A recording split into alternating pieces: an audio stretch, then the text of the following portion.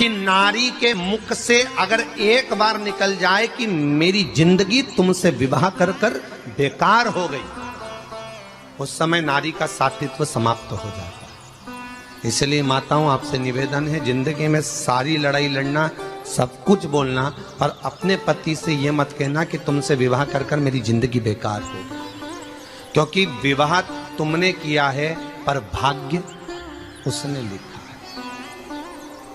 भाग्य लिखने वाला वो है।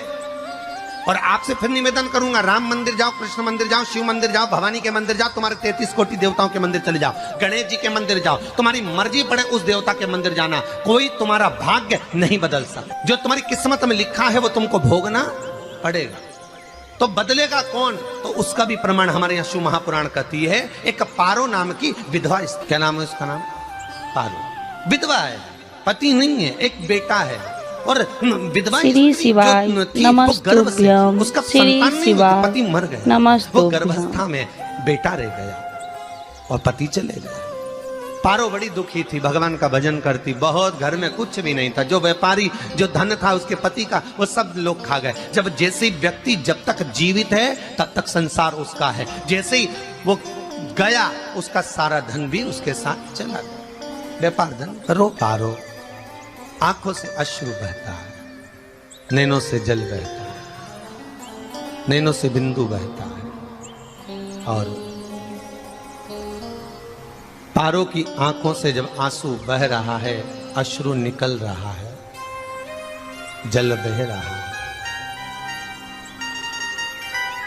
बेटे को जन्म दिया, उसने सोचा अपनी जिंदगी तो बेकार हो गई, पर बेटा जन्म लिया तो इसका नाम अच्छा रख दूं तो हो सकता है भाग्य आगे अच्छा हो। तो उसने उसका नाम भाग्य सिंह रख दिया। क्या नाम रखा? भाग्य सिंह। भाग्य अच्छा रहेगा इसका, तो हो सकता है कुछ अच्छा करेगा। पर बेटे की भी किस्मत इतनी प्रबल नहीं। माँ जगह जगह बर्तन मांझ कर, काम कर कर बच्चे का पालन कर ली, बच्चा थोड़ा बड़ा हुआ।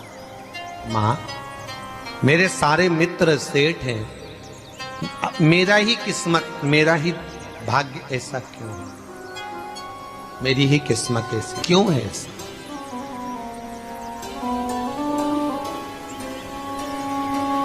मां, मेरी किस्मत में इतना दुख क्यों लिखा है? मां, भोजन तक हमको समय पर नहीं मिलता, हमारा भाग्य ऐसा क्यों है? मां, हमारी किस्मत ऐसी क्यों है? माँ कहती है, बेटा जो ललाट पर लिखा उसे कौन टाल सका। माँ बच्चों को समझाती है, माँ बच्चों को कहती है, नमस्तुभ्यं, धीरे समय निकलता है। नमस्तुभ्यं। एक बार बता माँ, तू कहती है कि सब भगवान ने लिखा है भाग्य में, तो भगवान का मिलेगा मुझे बता दे। माँ बोलती है, ऐसी कोई जगह नहीं जहाँ भगवान नहीं। वन में मिलेगा? हाँ मिलेगा। माँ का कहना मानकर भाग्य सिंह वन में चले गया और घने जंगल में भाग्य जब गया, भाग्य सिंह, और घने जंगल में जब पहुंच गया, ढूंढते ढूंढते ढूंढते ढूंढते ढूंढते तो भी भगवान, तो भगवान की छाया तक नहीं मिली। भगवान की छाया तक। आंखों में जल भर गया, बेहोश होकर गिर गया। शाम का समय था, विष्णु और लक्ष्मी निकल कर जा रहे थे। लक्ष्मी और विष्णु जाते जाते उसको देखकर रूप बदल के उसके पास गए। बेटा, आपका नाम क्या है? हमारा नाम भाग्य सिंह। कहाँ जा रहे हो? भगवान से मिलना है हमको।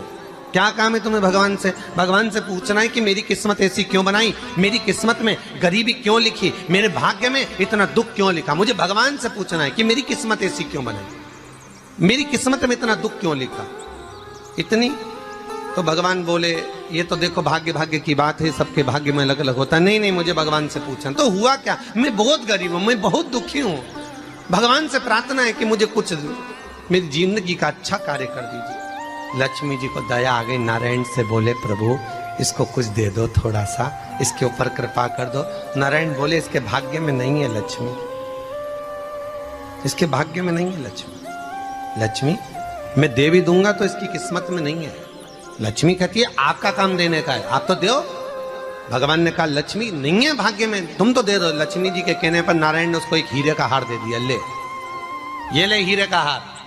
वो प्रसन्न हो गया, हीरे का हार मिल गया। और हार लेकर वो चला और चलते चलते उसने सोचा मेरी मम्मी को दूंगा, मेरी माता को दूंगा, माँ बड़ी प्रसन्न हो जाएगी। हीरे का हार लेकर जा रहा था। हार ले जाते उसको रास्ते में इतने में उसको तुरंत उसी समय पर कहीं सोचादि कर्म के लिए जाना पड़ा। उसने सोचा इस हार को इस पत्थर पर रख देता हूं, अभी आऊंगा वापिस इस हार को उठाकर घर लेकर चले जाऊंगा। और सोचादि कर्म के लिए वो चल दिया। गया, हाथ धोकर आया, इतने में एक चील उड़ती उड़ती आई, उसका हार लेकर चली गई। आके रोने लगा, माँ को जाकर कहा, माँ किस्मत तो देख, इतना जोरदार हार मिला था हीरे का, पर भाग्य में नहीं था, नहीं मिला। इतने में वो रोता रोता तुरंत फिर भगवान के पास गया, रोता बिलखता फिर पहुंच गया वन के अंदर। फिर भगवान मिले। भगवान ने पूछा अब क्या हुआ? प्रभु मेरा हार तो वो हीरे का, मेरा हीरे का हार ले गई चील। भगवान बोले देख भैया, हम तो तेरी किस्मत में था, वो कर दिया, अब आगे तू एक काम कर, ब्रह्मा जी से जाके मिल।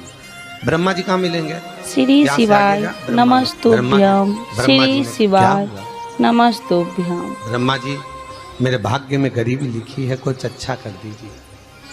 ब्रह्मा जी कहते हैं तुम्हारा भाग्य में जो लिखा है वो तुम्हें भोगना पड़ेगा। नहीं नहीं, आप कृपा करो। लक्ष्मी जी ने नारायण से कहा इसको कुछ कृपा कर दो। तो भगवान ब्रह्मा जी ने कहा चलो इसका भाग्य बदलने के लिए एक हीरे की अंगूठी दे देता हूं। भगवान ने उसको हीरे की अंगूठी दे दी। अब हीरे की अंगूठी दी, फिर वो लेकर चला। इतना खुश था, अब मुझे हीरे की अंगूठी मिल गई, अब मुझे हीरे की अंगूठी मिल गई। इतना प्रसन्न होकर जा रहा था, इतने में इसको लग गई प्यास। इसने सोचा पानी पी लूं। पानी पीने के लिए इसने मुंह को करा नीचे, जेब में रखी थी अंगूठी, वो पानी में लुढ़क गई। लुढ़कते से एक मछली निगल गई, अंगूठी भी हाथ से। देखिए, कोई कितना भी साथ दे दे, पर भाग्य में अगर सुख लिखा होगा तो वो अपने आप मिलेगा। नहीं, फिर आया, फिर मां से कहा मां ऐसा हो। माँ ने कहा चल जाने दे, तू रोज रोज बहाना बना के चले जाता है, दिन भर इधर उधर घूमता रहता है, शाम को आता है और बहाने बना के कहाँ की स्टोरी सुनाता रहता है, ना जाने कहाँ की कहानियां सुनाता रहता है। चल काम पे जा, कुछ काम कर तो भाग्य बदलेगा। नहीं नहीं माँ, मैं सत्य बोल रहा हूँ। नहीं माना, फिर चले गया। नारायण ने कहा एक काम करो, अब तुम शंकर जी के पास जाओ, शिव जी के पास जाओ। भोलेनाथ जी ने उसको हीरे की पोटली दे दी। वो हीरे की पोटली ले जाकर अब की बार सोचा कहीं रुकूंगा ही नहीं, सीधे घर गया। मम्मी को याद करा, माँ नहीं थी। उसने एक लोटे के अंदर हीरे रख दिए। मैं माता को ढूंढ के आता हूँ। माँ को ढूंढने गए, इसमें चोर घुस गए घर के अंदर, लोटा ही ले गए। फिर आके देखा, फिर माँ ने कहा, फिर बहाने बनाया तूने, फिर स्टोरी सुने, फिर कहानी सुने। माँ मैं सत्य कह रहा हूं, सत्य। आखिरी में हार गया। फिर भगवान विष्णु और ब्रह्मा ने एक ही बात कही, तू शंकर के मंदिर की चौखट पर जा। वहां क्या करना पड़ेगा मुझे? कुछ मत करना, केवल उसकी चौखट पर जाकर उसका दीदार करना, उसका दर्शन करना। उससे क्या होगा? भगवान विष्णु और ब्रह्मा कहते हैं 33 कोटि देवताओं के पास जाएगा तो कुछ नहीं होने वाला, पर शंकर के दरवाजे पर भाग्य देवी रोज प्रतिदिन झाड़ू लगाती है। कौन झाड़ू लगाती है? भाग्य देवी। आपसे निवेदन है, बहुत सुंदर कथा, इससे समझना कि विष्णु ब्रह्मा राम कृष्ण आदि 33 कोटि देवताओं के पास तुम चले जाओ, कोई तुम्हारा भाग्य नहीं बदल सकता। हाँ, अगर भाग्य देवी का तुम स्मरण करो, किसी मंदिर में जाना तो ये भगवान से कहना भगवान लक्ष्मी दो। भगवान से लक्ष्मी मत मांगना, भगवान से कहना मेरा भाग्य ऐसा कर दो, या भाग्य देवी की कृपा मुझ पर बरसा दो जिससे मेरा भाग्य बदल जाए, कुछ अच्छा हो जाए मेरी जिंदगी में। तो जाके शंकर के मंदिर के बाहर खड़े हो, भाग्य देवी मां झाड़ू लगाती है, भाग्य देवी उनकी चौखट पर बैठी रहती है। तू जा, उससे क्या होगा? बस देवता तो तेरी जिंदगी बदलने के लिए कब से इंतजार कर रहे हैं, पर तेरा भाग्य नहीं बदल पा रहा। तेरा भाग्य बदलेगी तो भाग्य देवी ही बदल गया। शिव मंदिर के दरवाजे पर जाकर खड़ा हो जाता, भीड़ होती तो दरवाजे से दर्शन कर लेता, बाबा से नयन मिलाता, रोज प्रतिदिन जाता। एक दिन शंकर जी ने भाग्य देवी से कहा, देवी इसका भाग्य बदल दो। देवी कहती है, भोलेनाथ इसकी किस्मत में ब्रह्मा जी ने यही लिखा है दुख, इसकी किस्मत में ठोकरें खाना ही लिखा है। भाग्य देवी तुम मेरे दरवाजे की झाड़ू लगाती हो, आज इसके भाग्य की झाड़ू लगाइए। भाग्य देवी ने कहा भोलेनाथ आप कह रहे हो।